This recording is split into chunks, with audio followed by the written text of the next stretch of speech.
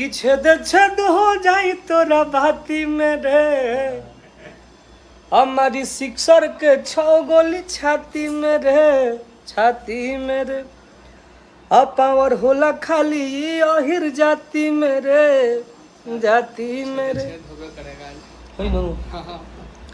अरे की का जाने कौना रंगबार पो बाटे घमंड तोरा यार पो, और तो तोरा जस गुंडा के बना के लवंडा दीहे न चाही दुआर पो। तोरो के शेर के न दम होला हाथी में रे, हमारी सिक्सर के 6 गोली छाती में रे, छाती में रे। अब पावर होला खाली अहिर जाती में रे, जाती में रे।